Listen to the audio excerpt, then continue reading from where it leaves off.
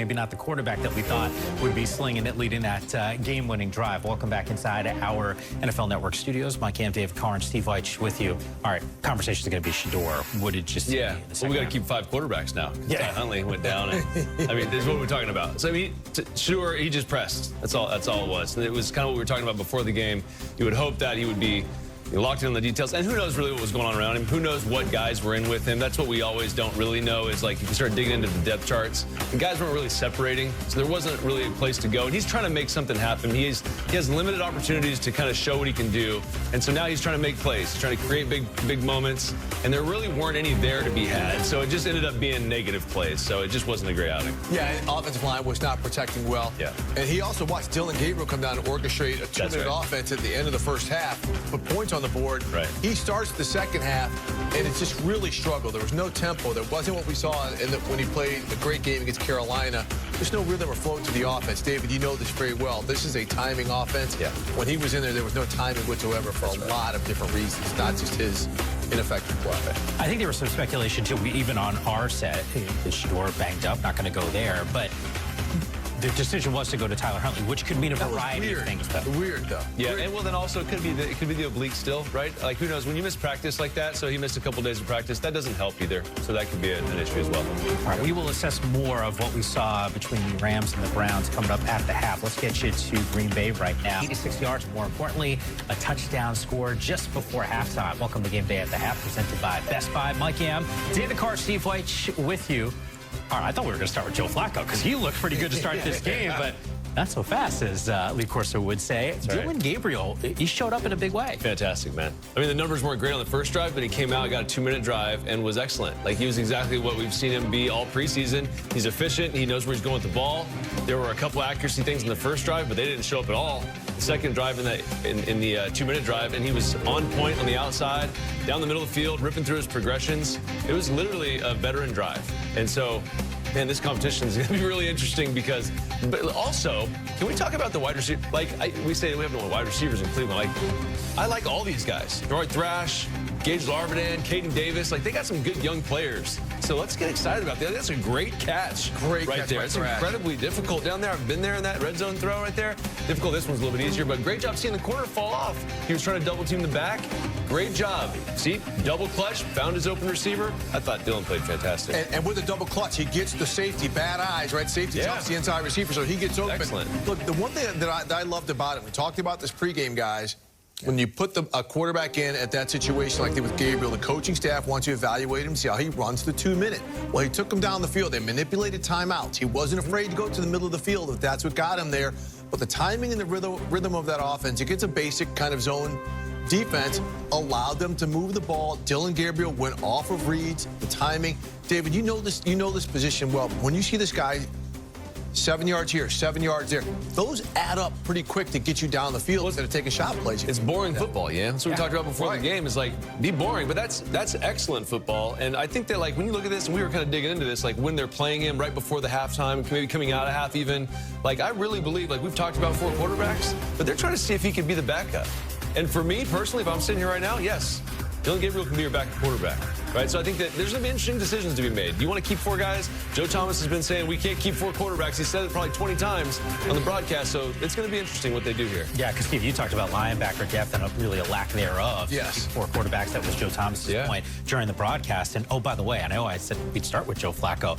He looked pretty good, 9 of 10 passing to start off with the touchdown. Touchdown drive, moving down the field. Again, he's going against the Rams backups, but you wanted to see this out of Joe Flacco. Yeah. Because this whole starting unit was in there. He got to Boston and Njoku, made some attempts to Jerry Jeudy, but just the whole flow, the way they operated with the run-pass game, that's what you want to see out of your starting unit, David, when you're coming out in a game like this. Yeah, like I said before the game, he looked exactly like he did 10 years ago when I played against him. I mean, but he's still slinging it. Like, there's no lack of velocity. There's no lack of anticipation and timing. That's a great run, by the way, after the catch. But I thought he played fantastic. I mean, he did exactly what you wanted him to do. This is a great throw. Got pressure in your face, slides just enough, still has mobility enough to make throws. So I thought Joe played great. You know, as we were watching sort of the beginning of the game unfold, I'm thinking to myself, hey, like, this is a young wide receiver core. To have a guy like Joe Flacco, this might be a good thing. And then Dillon Gabriel comes out, rookie quarterback, and obviously plays pretty well here. Really significant news. Ethan Bosich, who is the team's center, out with the knee injury. Keep in mind, this is a guy who started the last 3 seasons. So talk about some uncertainty at that quarterback spot outside of Joe Flacco. Talk about an offensive line. Is certainly the leader of that unit. So as soon as we get an update. The rest of the slate here on NFL Network. Just put your feet up on the couch, relax. We got second half action of Rams and Browns coming up, and then Seahawks and Packers around the corner. Jags and Dolphins, and the Raiders and Cardinals close out our coverage at 10 Eastern time. All right, in pregame, I threw out the question to you. More pressure, Dillon Gabriel or Shedeur Sanders? I didn't know which way you guys were going to go, and you roll with Shedeur. Now I'm thinking to myself, after what I just saw before halftime from Dillon Gabriel, that pressure just got ratcheted up a little bit for Shedeur. Yeah, absolutely, because you can see it. You can see it, Dillon, when he was in last week. There's just precision there. He understands what's happening, like even on the sideline. Like, I know this shouldn't bother me, but like when Joe Flacco was in, Dillon Gabriel had his helmet on. He was looking at the wristband. You know, Dillon's in, and Shedeur's kind of just chilling. So, I mean, I need to see that type of precision. Like, I know he can make these splash plays. I know he can make off-target, off-schedule plays. Like, that is all great. But what we saw that was great out of Dillon was some efficiency, some warm and fuzzies like I talked about, making Kevin Stefanski and these guys feel comfortable. This stuff is all awesome. And I want Shedeur to play excellent football, but he's got to lock in a little bit and be more precise for me. And the pressure is more on Shedeur. One, because of the name, the hype, all that good stuff. Even though he was drafted behind Dillon Gabriel, I would love to see Shedeur Sanders get an opportunity at the end of the game to maybe come from behind. Yeah, to lead a drive like we saw from Dillon Gabriel did at the end of the half. So to show that he can do those types of things, regardless of who's in the ball game, that he understands the situation, like we saw all through college at Colorado and Jackson State.